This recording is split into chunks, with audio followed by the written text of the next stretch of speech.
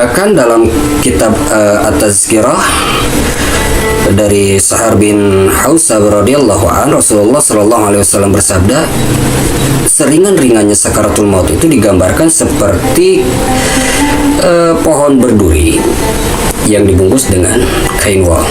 Jadi bisa diambil tapi tetap durinya itu akan menancap di kain tersebut. Jadi begitu sakit, membekas sakitnya. Itu yang seringan-ringannya.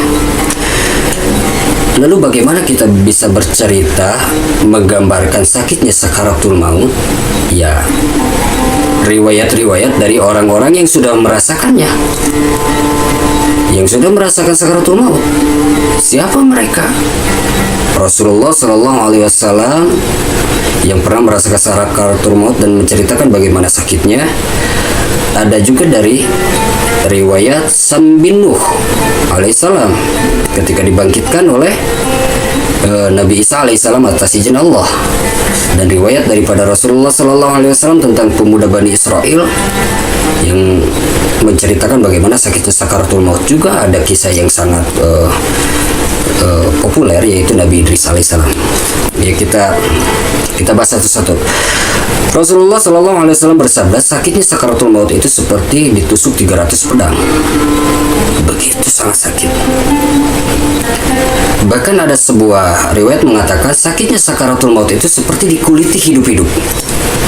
Nah, kita gambarkan kambing yang dalam keadaan hidup, dipisahkan kulitnya dari daging dan dipisahkan daging dari tulang, dikuliti hidup. Itulah sakaratul maut. Sakitnya seperti itu, seperti dikuliti hidup-hidup. Bahkan menurut Al-Imam Ghazali rahmatullah alaih, sakitnya sakaratul maut itu bagaikan memasukkan pohon berduri dari telapak kaki, ditarik sekuat-kuatnya keluar dari mulut sampai seluruh isi perutnya keluar dari mulut. Itulah gambaran bagaimana sakitnya sakaratul maut seperti itu. Ketika Rasulullah Shallallahu Alaihi Wasallam menjumpai apa yang namanya sakaratul maut, begitu kepayahan. Wahai Aisyah, ambilkan bejana, isikan air ke dalam bejana. Maka Rasulullah Shallallahu Alaihi Wasallam mencelupkan kedua telapak tangannya, mengusap wajahnya. Beginilah sakitnya sakaratul maut. Maka berdoa kepada Allah Subhanahu wa Ta'ala, ya Allah, timpakan seluruh sakit sakaratul maut, tapi jangan untuk umatku. Dan seketika malaikat Jibril alaihissalam berpaling dari Rasulullah, tidak kuasa melihat Rasulullah Sallallahu Alaihi Wasallam, sampai ditegur sama Rasul, wahai Jibril, apakah engkau jijik melihatku? Maka Jibril alaihissalam menjawab, bukan ya Rasul, siapa yang tega melihat kekasih Allah yang begitu dikasihinya kepayahan menghadapi yang namanya sakaratul maut? Itu Nabi. Juga ada kisah Nabi Idris alaihissalam yang meminta kepada Allah untuk merasakan bagaimana sakaratul maut. Maka dicabutlah nyawanya. Kebetulan Nabi Idris alaihissalam ini adalah Nabi yang bersahabat dengan malaikat Israel, malaikat pencabut nyawa. Yang namanya sahabat, soulmate gitu ya. Sahabatan kan gak mungkin seenaknya nyabut nyawa kan, nggak mungkin dengan cara yang kasar atau seperti apa. Maka diperkenankan oleh Allah Subhanahu wa Ta'ala, dicabutlah nyawa daripada ruh daripada Nabi Idris alaihissalam. Oleh siapa? Sahabatnya, yaitu malaikat Israil alaihissalam. Selesai dicabut, maka Nabi Idris alaihissalam meringis sekuat-kuatnya, begitu kesakitan. Kalau bahasa kita itu protes. Ente ini kayak bukan sahabat aja gitu mungkin ya. Ini sangat menyakitkan sekali. Bukankah aku ini seorang nabi? Bukankah aku ini kekasih Allah? Maka apa jawab daripada malaikat Israil alaihissalam?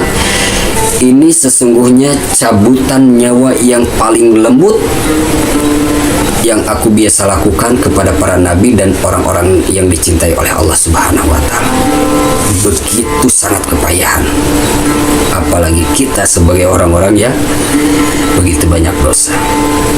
Belum lagi nanti menjumpai bentuk malaikatnya seperti apa.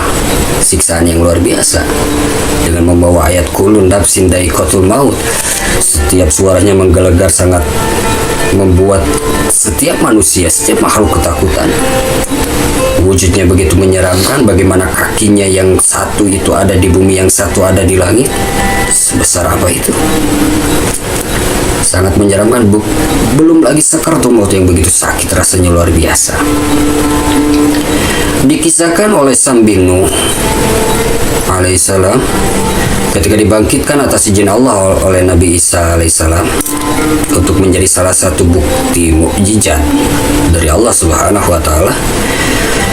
Pertama kali ketika dibangkitkan itu, Sam bin Nuh yang keadaan sudah rambutnya memutih, sudah begitu kepayahan, ketika dibangkitkan, maka kata-kata yang pertama keluar adalah begitu sakitnya sakaratul maut.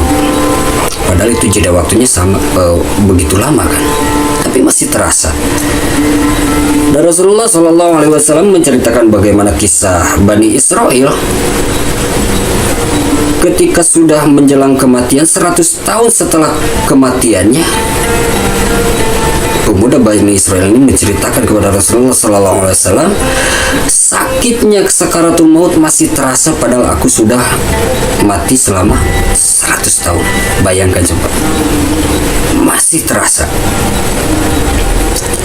Sakit sakaratul maut itu terasa.